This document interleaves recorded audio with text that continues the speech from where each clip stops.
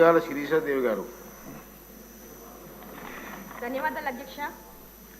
నిజంగానే గిరిజన ప్రాంతాల్లో మౌలిక సదుపాయాలంటే గత 10 సంవత్సరాల నుంచి కూడా మా ఏజెన్సీ ఏరియాలో ఎమ్మెల్సీ అనంతబాబు అనే ఒక వ్యక్తి చాలా దారుణంగా దాచుకో అన్న రీతిలో మా ఏజెన్సీ ప్రాంతాన్ని అంతా కూడా తన కట్టడిలో పెట్టుకొని ఎటువంటి అభివృద్ధి సంక్షేమం అనేది లేకుండా చేసినటువంటి పరిస్థితి మా రంపచోడవరంలో జరిగింది అధ్యక్ష.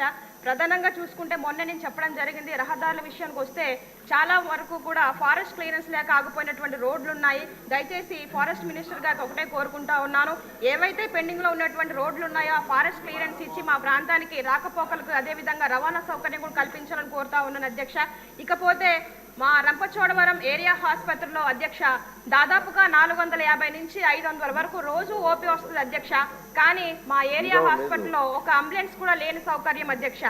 చూస్తే పక్కన ఉన్నటువంటి పిహెచ్సిలకి అంబులెన్స్ ఉంది, కానీ మా రంపచోడవరంలో ఉన్నటువంటి ఏరియా హాస్పిటల్కి అంబులెన్స్ లేక అక్కడ ప్రజలు చాలా ఇబ్బందులు పడుతున్నటువంటి పరిస్థితి అధ్యక్ష. మొన్న నేను అసెంబ్లీకి వచ్చే ముందు రోజు ఒక సంఘటన జరిగింది అధ్యక్ష. ఒక డిగ్రీ స్టూడెంట్ కడుపు నొప్పితో బాధపడుతూ హాస్పిటల్లో ఉంటే అంబులెన్స్ రావడానికి 3 గంటల సమయం పాటు ఆ అమ్మాయి చాలా దారుణంగా బాధపడినటువంటి పరిస్థితి మా ఏరియా హాస్పిటల్లో జరిగింది అధ్యక్ష. ఇది కేవలం ఈ అంబులెన్స్ సౌకర్యం లేకపోవడం వల్లే అక్కడ ఉన్నటువంటి గిరిజనులు ఇలాంటి ఇబ్బందులు పడతా ఉన్నారని తమ దృష్టికి తీసుకొస్తా ఉన్నాను అధ్యక్ష. ఇకపోతే మాకి ఏదైనా ఏజెన్సీ ప్రాంతం నుంచి రిఫర్ చేస్తే కాకినాడ రాజమండ్రి ప్రభుత్వ హాస్పిటల్కి రిఫర్ చేస్తూ ఉన్నారు అధ్యక్ష. అక్కడ ప్రజలు ఏంటంటే మేము కాకినాడ కానీ రాజమండ్రి వెళ్తే సగం భయంతోనే మేము చచ్చిపోతామేమో, అక్కడికి వెళ్తే మాకు సరిగా పట్టించుకోరు, సరైన ట్రీట్మెంట్ ఉంటుందనే భయంతోనే చాలా మంది మార్గం మధ్యలోనే చనిపోయినటువంటి పరిస్థితి అధ్యక్ష.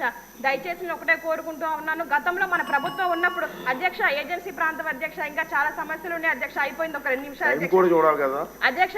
అయితే గతంలో మనం ట్రైబల్ సెల్లో స్వస్థ అని మనం ఒకళ్ళు పెట్టి ఏజెన్సీ ప్రాంతం నుంచి ఎవరైనా సరే అక్కడ రోగులను పట్టించుకొని దగ్గరుండి చూపించి వాళ్ళని మంచి ఆరోగ్యంతో వాళ్ళ సొంత ప్రాంతాలకు పంపించడానికి మనం గతంలో ఏర్పాటు చేయడం జరిగింది అధ్యక్ష. అట్టి రీతిగానే ఇప్పుడు కూడా కాకినాడ రాజమండ్రి అదేవిధంగా వైజాగ్లో ఉన్నటువంటి ప్రభుత్వ హాస్పిటల్లో ఈ ట్రైబల్ సెల్ స్వస్థాలను ఏర్పాటు చేసినట్లయితే మా గిరిజనుల యొక్క ఆరోగ్యాలన్నీ కూడా బాగుపడతాయి, మేలు చేసిన వారు అవుతారని మరొకసారి కోరుకుంటున్నాను అధ్యక్ష. మరొక విషయం అధ్యక్ష, ఏజెన్సీ ప్రాంతం ప్రజలందరూ కూడా వ్యవసాయం మీద ఆధారపడతా ఉన్నారు అధ్యక్ష.